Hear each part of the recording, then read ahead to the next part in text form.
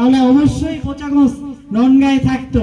রনগাঁর মধ্যে নাই, সে পালায় আছে, 100% সে জালিয়াতি করছে, 2 নম্বরই করছে।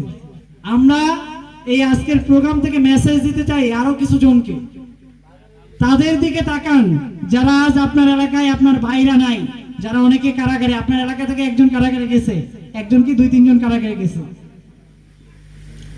সম্মানিত উপস্থিতি, আমরা এই অঞ্চলে এই চিন্তামণি বাজার থেকে জানাই দিতে চাই তাদেরকে যারা আকাম কুকামের সঙ্গে জড়িত হয়েছেন, যারা বিভিন্ন সমস্যার সমাধান কল্পেও দেওয়ার কথা বলে বিভিন্ন লোকজনের কাছে টাকা হাতায় নিচ্ছেন। আমাদের কাছে কিন্তু রিপোর্ট আছে, আমাদের কাছে 63টা বোচাগঞ্জের ওয়ার্ড, কে কি করেন, কিভাবে দৌড়ান, সব রিপোর্ট দিন শেষে আসে।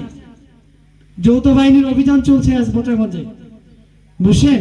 আপনাদের যদিও একটু আরো আগে আসার কথা ছিল, ওখানে আধা ঘন্টার মতো লেগে গেছে।